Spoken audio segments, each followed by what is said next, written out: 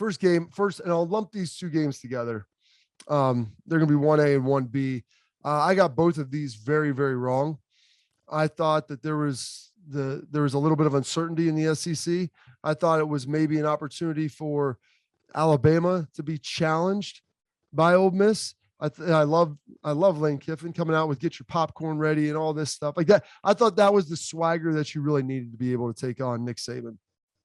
Matt Corral, I thought they had the offense, thought the defense would be good enough, and this looked like it would be some sort of point race. Maybe first to 60, 63 potentially wins it. And that was all based upon what we saw last year. Well, unfortunately, one of the things that we realized in this key first year that's kind of a post-COVID-ish year where a lot of things that happened last year have no bearing on what's happening this season. You have to kind of wash and throw a lot of that away. And so I thought Lane Kiffin, knowing Nick Saban, understanding, how he's kind of built, playing in to, Lane's own like arrogance, making the popcorn comment before. Yeah, it was get your popcorn ready. It was get your popcorn ready for the Alabama Crimson Tide fan. Because they boat raced them early. It was never really a game. It ends up looking a little bit closer later, but 28-0, in the first half. I mean, come on now. Like, you can tell me it's 42-21 all you want. I mean, Bama was thoroughly in control of that game and really dominated it from start to finish. Bryce Young was good, but it's really the story of Bama being able to run the ball.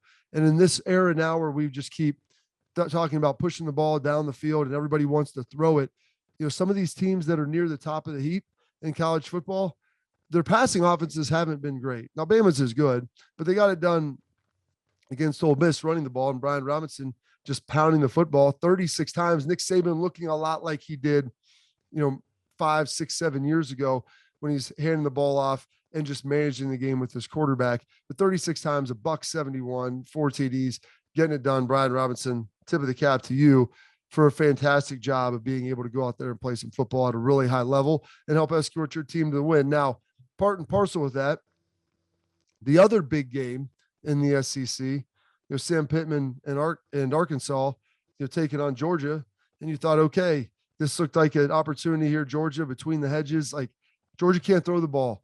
They really didn't throw the ball that well in this game.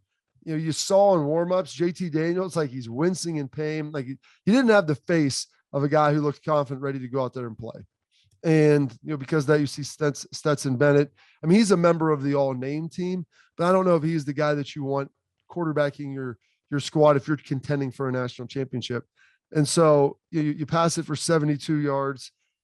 I mean, I'm not sure what year this is where you can win games against a top 10 team like Arkansas. But when your defense plays as good as Georgia's does, it's going to give you a lot of leeway, and they can line up and pound the football.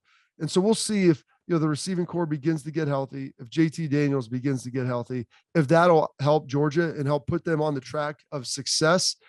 I don't think they can beat Bama playing this way, but there are other examples around college football this year where there are teams that have terrific defenses. They turn the football over. They're able to run the football and pound it. And it's kind of an old school mentality, kind of an old school process that they were able to do that. So those are the two games, 1A, 1B, because what they did was they told me that Bama and Georgia are elite. Now, Georgia still has that flaw of not being able to run the football, but I think it's clear cut right now.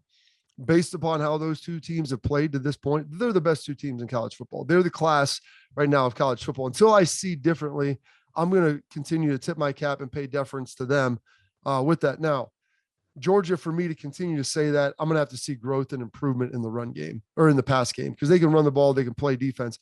You're not going to be able to beat Bama doing just that. And there are some other teams where you might struggle if you can't eventually put the ball in the air. Now, the second biggest game, remember I lumped those first two together, 1A and 1B.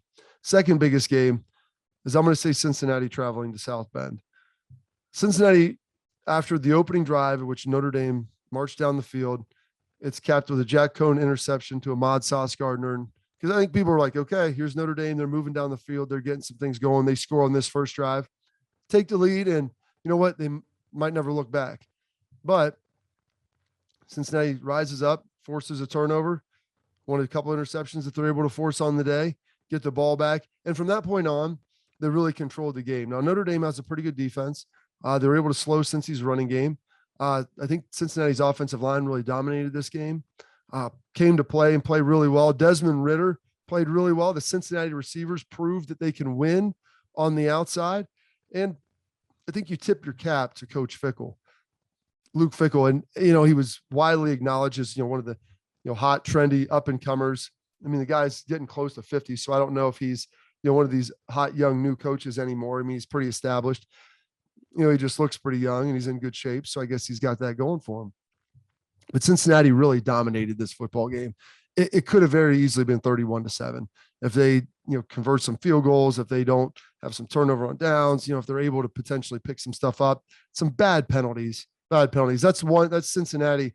Their two Achilles heels are that they have some bad penalties, some pre-snap stuff they've got to get cleaned up, and their offensive line isn't great.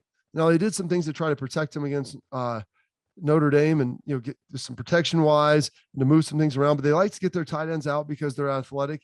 They would try to get the running backs involved in the pass game, and Desmond Ritter's kind of bailed him out because he's such a dynamic athlete. And so when he gets on the edge, that giant stride just gobbles up yards. And so you have to be a little bit weary about when you choose to bring pressure and how it looks. But those are Cincinnati's two Achilles heels. I think Notre Dame's still a really good team. I don't think they're in that great category, but I think they're really solid. If Brian Kelly will roll with Drew Pine, who you saw last week against Wisconsin, played well. He came in, gave him a burst of energy. He can kind of throw it pretty well, but he also runs it very well. And so he's kind of a blend of the best of both worlds of what they can get at quarterback. And Drew Brees said during the broadcast, he's a member of the 6 Foot and Under Club. So he's a fan of his. But I do think that he's kind of their answer because this Notre Dame offense, I don't know if they can really run the ball dynamically without him, but he adds that added element in the running game to help bolster it and give it the extra juice that it needs. But Notre Dame's schedule isn't very difficult moving forward. USC is looking very, very average. The one team I think that could be rising up is Stanford. They look like a team that could be better, but Virginia, the North Carolina, like a lot of the ACC schools they played haven't been great. And I think, the ACC with Boston College going down, I think that they've all but eliminated themselves. And maybe that even happened with Clemson's second loss from the college football playoff. Just kind of how their conference has fared at large, because the jerseys matter. You need your big dogs to be undefeated to feel like there's the cachet to vote them into the top 10. Right now, that's just not happening. Not happening in the ACC. Another big game that told us a lot. Wisconsin, they lost to Penn State to open the season. They lost to Notre Dame. They hadn't been able to really finish drives. They've been running the football inconsistently. They've got a championship caliber defense, but they've been asking them to do too much. Thought, okay, this is a team in Michigan who really just runs the football. If that's the case, maybe they can load up. You can stop them. Wisconsin's been great against the run. I'll give Jim Harbaugh a little bit of credit here, man. He dialed it up when he needed to. Put some in Cade McNamara's hands. He had a nice shot call and a flea flicker to help kind of break the game open a little bit. Michigan was able to run the football. They looked pretty good doing it. Their defense stepped up and played. And Wisconsin, they just got nothing.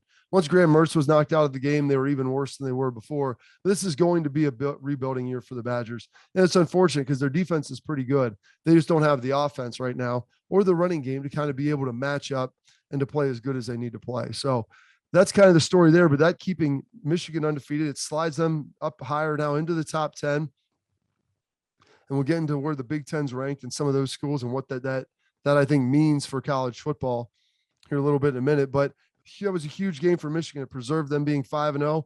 They still can't really throw the ball, and they're going to have to do it. They're working McCarthy in a little bit at quarterback. He's got some juice in his legs. He can provide an added running threat. I think Jim Harbaugh is looking down the line and thinking, okay, we're going to have a hard time beating teams with dynamic offenses who can actually throw the ball and have some success. We're not going to be able to do that just lining up and running it. We can't run for 300 yards on everybody, and we can't just rely on, getting turnovers and having short fields. We're going to have to find a way to throw it. And then even with that, we're going to have to find a way to try to make sure that we're able to create some of those mismatches in the run game. And a lot of that can happen with having a versatile and mobile quarterback.